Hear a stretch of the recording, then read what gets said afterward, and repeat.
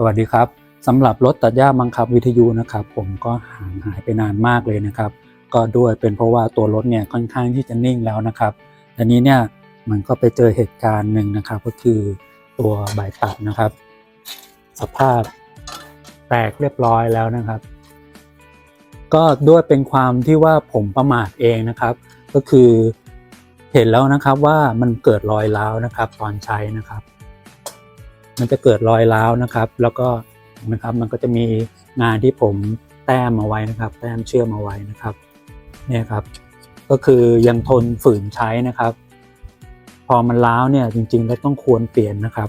แต่ด้วยความที่ว่าผมก็ทำนู่นทำนี่นะครับก็ไม่ได้มีเวลาที่จะแก้ไขมันนะครับก็แต้มเอาไว้ปรากฏว่าเกิดการรอยร้าวนะครับตัวแผ่นเหล็กตัวนี้ก็หนาประมาณ3 มิลนะครับ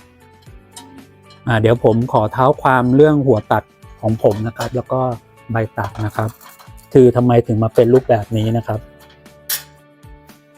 สมัยเมื่อ 2-3 ปีก่อนนะครับรถตัดหญ้าบังคับวิทยุก็ยังไม่ค่อยได้รับความนิยมเหมือนปัจจุบันนี้นะครับพวกอะไหล่ต่างๆเนี่ยก็ยังไม่ค่อยมีขายกันเยอะนะครับแล้วหัวตัดชุดนี้นะครับก็ผมได้มาจากมือ2นะครับจากโรงกลึงท่านหนึ่งนะครับขออนุญาตเอ่ยชื่อนะครับก็คือคุณอาทิตย์นะครับคือผมไปเห็นคุณอาทิตย์นะครับเขา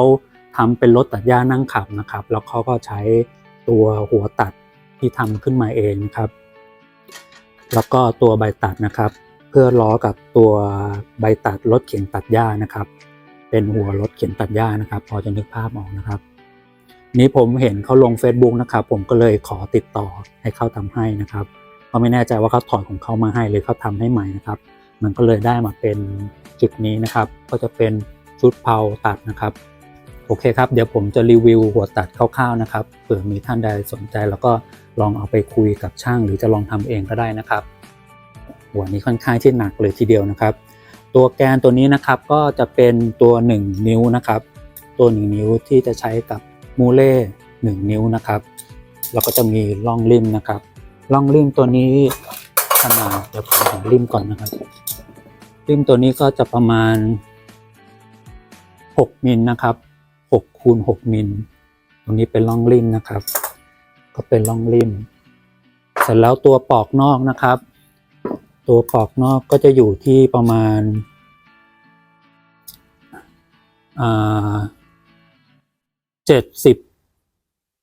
73นะครับ73 มิลเป็น73 มิลนะครับถ้าเป็นหุ่นเนี่ยผมนับหุ่นไม่ค่อยเป็นนะครับก็2 นิ้วกว่านะครับเกือบถึงจะ3 นิ้วนะครับส่วนข้างในนะครับความหนักนะครับข้างในก็วงในนะครับก็อยู่ที่ประมาณ62นะครับ62 เซนหรือไปไล่ดูเบอร์ลูกปืนก็ได้นะครับข้างในก็จะมีลูกปืนนะครับแล้วก็จะมีแหวนค้ำเอาไว้นะครับแหวนค้ำเอาไว้ก็จะมีลูกปืนข้างบนกับข้างล่างนะครับก็งานเหมือนกันนะครับสามารถถอดเซอร์วิสได้นะครับก็เอาตัวนี้ออกมานะครับแล้วก็จะมีตัวไว้ปรับระยะได้ด้วยนะครับ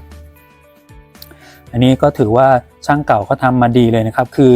ตัวของเขาเองครับเขาก็ทำรถตัดหญ้าที่เป็นรถนั่งขับนะครับเขาก็งาน DIY เหมือนกันนะครับเขาก็คิดคล้ายๆผมนะครับก็เลยโชคดีไปนะครับตัวนี้แป้นเพิ่งทำมาใหม่นะครับส่วนแป้นเก่าก็คือเป็นแป้นนี้นะครับแป้นนี้เนี่ยระยะมันก็จะเท่ากับตัวรูน็อตของจานใบนี้นะครับโอเคส่วนหัวตัดอันนี้นะครับมาคู่กับหัวปอกแดงตัวนี้นะครับเราก็สามารถเสียบเข้าไปนะครับข้อดีของเขาก็คือว่าเซอร์วิสง่ายนะครับแล้วก็สามารถปรับระยะได้นะครับตามใจชอบเลยเคย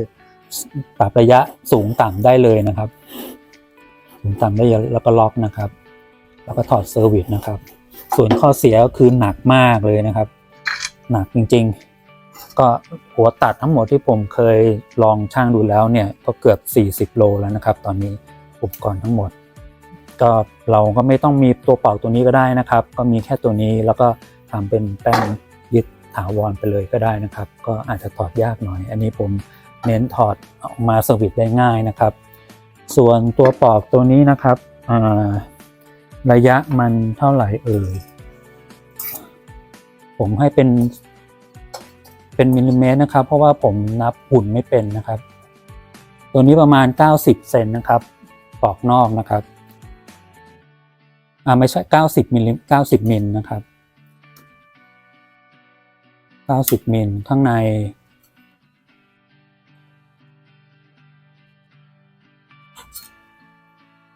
นก็ประมาณ74มิลนะครับประมาณนี้นะครับแล้วก็จะมีน็อตยึดนะครับข้างในนี้ก็เป็นแป้นวางนะครับก็ตอนออกแบบตอนติดตั้งก็ง่ายหน่อยนะครับก็เราติดตั้งแค่ตัวปอกตรงนี้ครับแล้วตัวนี้ค่อยๆเอามาเสียบที่หลังโอเคเมื่อเราได้ชุดตัวหัวตัดแล้วนะครับเราก็มาดูตัวใบมีดนะครับตัวใบมีดนะครับผมได้เคยทำคลิปอธิบายไว้อย่างละเอียดแล้วนะครับเผื่อถ้าใครเพิ่งติดตามคลิปนี้นะครับเดี๋ยวผมอธิบายให้ฟังใหม่อีกรอบนึงนะครับก็ด้วยความที่ว่าจะล้อกับตัวรถเข็นตัดหญ้านะครับใบรถเข็นตัดหญ้าก็จะเป็นลักษณะแบบนี้นะครับก็คือใช้งานหาซื้อง่ายนะครับใช้งานสะดวกนะครับก็เพียงแค่ติดตั้งเข้าไปนะครับ2ฝั่งก็ใช้งานได้เรียบร้อยแล้วนะครับแต่ปัญหาของตัวแบบใบตัดแบบนี้นะครับก็คือว่ามันจะเป็นฟิกตายตัวนะครับขยับไม่ได้เมื่อโดนอุปสรรคนะครับมันก็จะทำให้เกิดปัญหาได้นะครับก็คืออาจจะใบโคตรใบบินนะครับหรือว่าน็อตตรงนี้นะครับก็จะเกิดขาดได้นะครับจะแก้ปัญหาเรื่องนี้นะครับก็จะต้องใช้เป็นแบบใบสวิงนะครับตัวใบสวิงนะครับก็จะมีประกอบไปด้วยตัวใบนะครับแล้วก็จะมีตัวบูทนะครับเวลาถูกติดตั้งเข้าไปเนี่ยมันก็จะสามารถที่จะหมุนสวิงได้นะครับเมื่อโดนอุปสรรคโดนหินโดนตอไม้นะครับก็จะถูกสวิงได้นะครับอันนี้เป็นใบตรงนะครับส่วนอันนี้เป็นใบงอนะครับจากที่เคยทดสอบนะครับแล้วก็ชุดใบตัดที่ในอุดมคติของผมนะครับที่ดีที่สุดนะครับก็คือตัวใบงอนะครับใบงอแล้วก็สวิงได้ด้วยนะครับถือว่าดีที่สุดณตอนนี้นะครับเท่าที่เห็นนะครับข้อดีของใบงอนะครับเดี๋ยวเรามาดูใบตรงก่อนนะครับสมมติว่านี้เป็นคานนะครับเป็นคานจับใบมีดนะครับอันนี้เป็นเพานะครับเพาตัดส่วนด้านล่างนี้เป็นพื้นนะครับแล้วก็เราก็จะทำเป็นใบสวิงนะครับมีน็อตนะครับแล้วก็ยึดด้วยใบตัดนะครับข้อดีก็คือง่ายนะครับก็คือง่ายติดตั้งง่ายแล้วก็ตัวใบตรงเนี่ยก็ค่อนข้างที่จะราคาถูกหาซื้อง่ายนะครับข้อเสียของเขานะครับก็คือว่าตัวใบตัดนะครับก็จะอยู่ระนาบเดียวกันทั้งหมดนะครับถ้าเราเอาชิดติดพื้นมากเท่าไหร่นะครับปัญหาของมันเนี่ยก็คือการสึกหรอของหัวน็อตนะครับไม่ว่าจะเป็นหัวน็อตที่อยู่ตรงนี้หัวน็อตที่อยู่ตรงยึดตรงนี้นะครับมันก็จะมีหัวน็อตที่เป็นหมุดนะครับแต่ก็จะหาซื้อยากเช่นกันนะครับแล้วก็โอกาสสึกหรอก็มีเช่นกันนะครับถ้าเราเอาตัวใบตัดนะครับชิดกับพื้นนะครับชิดกับพื้นมากเท่าไหร่นะครับการเสียดสีของหัวน็อตเนี่ยก็จะถูกเสียดสีมากยิ่งขึ้นนะครับต่อมาก็คือแรงเสียดทานนะครับแรงเสียดทานทั้งหมดนะครับมันจะถูกเสียดทานทั้งหมดทั้งผืนนี้เลยนะครับพอจะนึกภาพออกนะครับไม่ว่าจะเป็นพื้นดินเศษหญ้านะครับเศษหญ้าที่ตัดกองไปแล้วเนี่ยทั้งหมดเนี่ยจะถูกเสียดทานทั้งแผงนี้เลยนะครับอันนี้คือลักษณะของใบตรงเนาะต่อมานะครับเรามาดูตัวใบงอบ้างนะครับตัวใบงอนะครับเรามีตัวจับนะครับเป็นคานหรือว่าจะเป็นจานนะครับมีเพานะครับมีน็อตนะครับเป็นบูทนะครับแล้วก็เป็นใบนะครับเป็นใบลักษณะงอนะครับงอลงเป็นใบลักษณะงอลงอย่างนี้นะครับแล้วตัวนี้เป็นพื้นนะครับจะเห็นได้ว่าตัวที่สัมผัสกับพื้นดินนะครับก็จะมีอยู่แค่2จุดตรงนี้เองนะครับตรงนี้ไม่มีการสัมผัสกับพื้นนะครับเพราะฉะนั้นแรงเสียดทานนะครับมันก็จะมีอยู่แค่จุดแค่ตรงนี้เองนะครับแล้วก็การสึกหรอนะครับของหัวน็อตเนี่ยไม่มีเลยนะครับก็จะไม่เจอเลยนะครับยกตัวอย่างเช่นที่ผมใช้นะครับตัวนี้นะครับผมใช้มา3 ปีแล้วนะครับ น็อตนี้นะครับก็คือไม่มีการสึกหรอน้อยมากเลยนะครับเพราะว่าตัวใบงอนะครับตัวหัวน็อตนะครับมันจะถูกซ่อนไม่ถูกนะครับตัวดินนะครับตัวดินอยู่อย่างนี้นะครับหัวน็อตอยู่อย่างนี้โอเคนะครับมันก็จะไม่โดนนะครับสึกหรอก็คือสึกหรอแค่เฉพาะตัวใบเท่านั้นเองนะครับแรงเสียดทานนะครับมันก็จะมีอยู่แค่นี้นะครับเราสามารถที่จะเอาชิดติดพื้นได้เลยนะครับเพราะฉะนั้นสึกหรอนะครับก็สึกหรอแค่ใบนะครับตัวจานหรือตัวคานนะครับก็จะไม่สึกหรอนะครับอันนี้ข้อดีของใบงอนะครับแต่ข้อเสียนะครับแล้วก็จะเป็นอีกข้อหนึ่งเนี่ยที่ผมจะต้องมาแก้ไขในเวอร์ชันนี้แล้วก็จะพัฒนาในต่อไปนะครับข้อเสียของใบงอก็คือแพงนะครับแล้วยิ่งถ้าเป็นงานของตัวรถตัดหญ้าบังคับวิทยุนะครับเขาจะทำมาโดยเฉพาะก็คือความยาวความกว้างเนี่ยมันจะไม่กว้างมากเท่ากับตัวใบงอของรถไถใหญ่นะครับรถไถคูเบต้าอะไรนะครับเขาจะยาวสุดเนี่ย12 นิ้วนะครับก็คู่1,000 กว่าบาทอันนั้นนะมันก็อาจจะสมเหตุสมผลเขานะครับแล้วก็ผลิตจากโรงงานอุตสาหกรรมนะครับก็ได้มาตรฐานนะครับแต่นี่เป็นงาน DIY นะครับก็มีคนผลิตน้อยนะครับแล้วก็ใช้เป็นเหล็กแหนบนะครับเอามาเผามางอมาเผานะครับก็สร้างความแข็งนะครับก็คู่เป็นพันเหมือนกันซึ่งจากที่ผมใช้มานะครับเนี่ยนะครับสภาพนี้ขนาดไม่ได้รับคมนะครับถ้ารับคมนะครับก็จะสึกหรอมากกว่านี้อีกนะครับก็ต้องซื้อเปลี่ยนใหม่ครับซึ่งผมมองว่าจากแค่งานส่วนตัวของผมเองนะครับที่ใช้เนี่ยในสวนนะครับถ้าเปลี่ยนปีละ1,000ปีละ2,000 2 ปี1,000เนี่ยก็ผมว่าไม่ไหวนะครับมันเป็นต้นทุนนะครับพอๆกับน้ำมันเลยนะครับสิ่งที่เราจะต้องคิดนะครับก็คือเรื่องของใบมีดเนี่ยครับต้นทุนที่เราจะต้องเปลี่ยนนะครับมีเพิ่มเติมนิดนึงนะครับทำไมผมถึงใช้เป็นจานอยู่นะครับเป็นจานอยู่นะครับเป็นจานแบบนี้นะครับเหตุผลนะครับก็คือถ้าเราใช้เป็นถึงแม้ว่าใบของเรานะครับจะเป็นสวิงนะครับอันนี้เป็นวงกลมนะครับแล้วก็เป็นใบสวิงนะครับ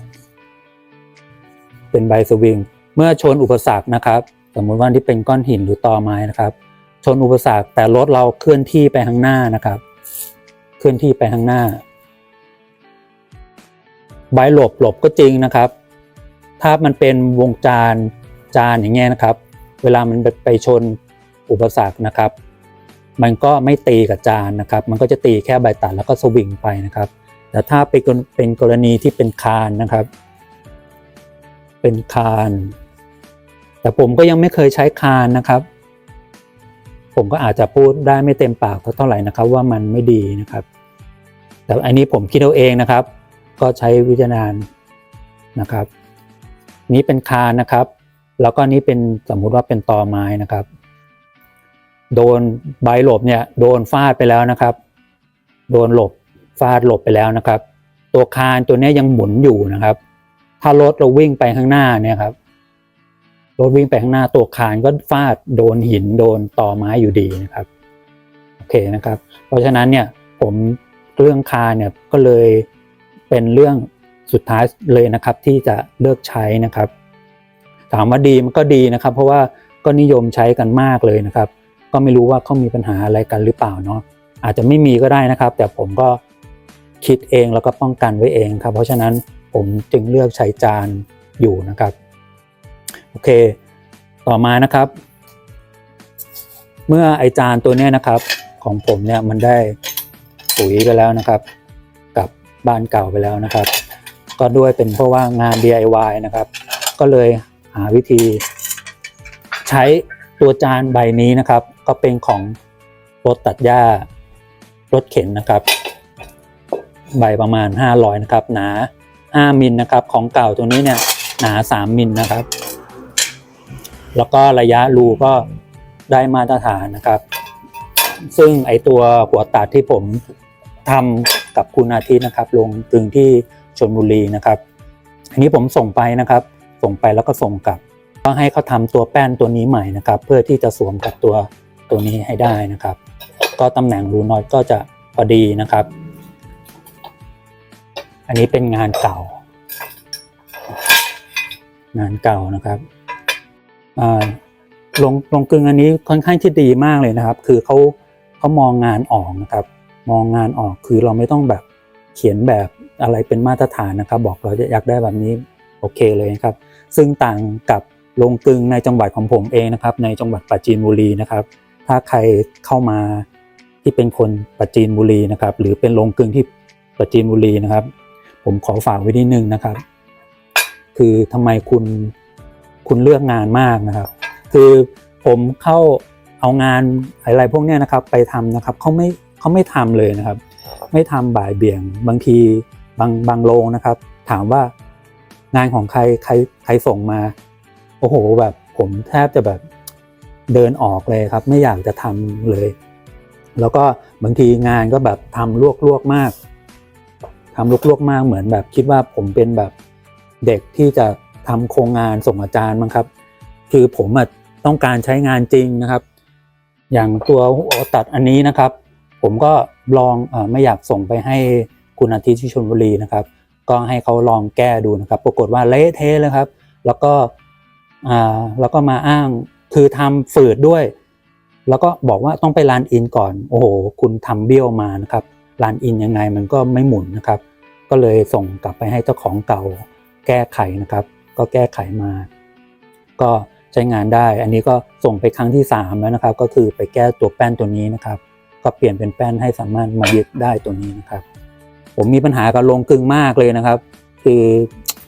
ไม่จำเป็นไม่อยากจะเข้าเลยนะครับส่วนงานเละๆตรงนี้คือฝีมือผมเองนะครับก็คือไม่ได้ฝีมือของช่างนะครับก็คือผมตั้งใจที่จะป้องกันไม่ให้ไอตัวเศษหญ้าเศษเชือกนะครับเข้าไปอุดตรงข้างในนี้นะครับก็เพื่อที่จะป้องกันนะครับเพราะฉะนั้นเนี่ยเวลามันพันคอเนี่ยมันก็จะพันแค่นี้แล้วเราก็จะหาอะไรแกะฉีกออกง่ายนะครับถ้าไปเข้าไปข้างในนะครับมันก็จะทำให้ลูกปืนเราเสียหายได้นะครับโอเคก็มีเท่านี้นะครับสำหรับแป้นนะครับอันนี้เรามาดูเรื่องของใบบีดมากนะครับอันนี้ก็เป็นผมซื้อมาใหม่แล้วนะครับก็ยังไม่ได้ใช้ก็คือเก็บเอาไว้ยังไงมันก็ต้องได้ใช้นะครับถ้าผมทำทดลองอะไรของผมล้มเหลวนะครับก็กลับมาใช้เหมือนเดิมนะครับเพราะว่าของเดิมเนี่ยก็มีประสิทธิภาพที่ดีพอสมควรนะครับถ้าไล่ลองดูย้อนดูคลิปเก่าๆที่ผมลงเอาไว้นะครับในการตัดหญ้านะครับผมก็ใช้แบบนี้ครับในการตัดนะครับแต่ข้อเสียก็คือเนี่ยแหละครับคือเราจะต้องเปลี่ยนบ่อยนะครับผมก็ไม่ไหวนะครับแต่ถ้างานใครไม่หนักมากหรืออาจไม่ได้ใช้บ่อยนะครับก็จะเป็นแบบนี้ก็โอเคนะครับแต่สำหรับผมเนี่ยก็ต้องหาวิธีต่อไปนะครับซึ่งผมก็จะลองเวอร์ชั่นนี้นะครับก็จะเป็นใช้เดี๋ยวผมหาของก่อนนะครับผมจะซื้อตัวนี้มานะครับตัวนี้เป็นอะไหล่ของตัวหัวเกียร์รถตัดกับหัวเกียร์สะพายนะครับตัวนี้นะครับผมจะทำมาเป็นบูทนะครับแล้วก็จะใส่กับใบตัดนะครับอันนี้เดี๋ยวผมจะต้องตัดนะครับตัดออกใส่กับใบตัดนะครับซึ่งใบนี้ก็ใบละ100นะครับใบละ100กว่านิดๆก็ลองเอามาใช้ดูนะครับแล้วก็ติดนะครับมันก็จะสวิงได้ก็ไปทายเป็นบูทแล้วก็สวิงได้นะครับประมาณนี้เดี๋ยวต้องตัดตรงนี้ออกนะครับ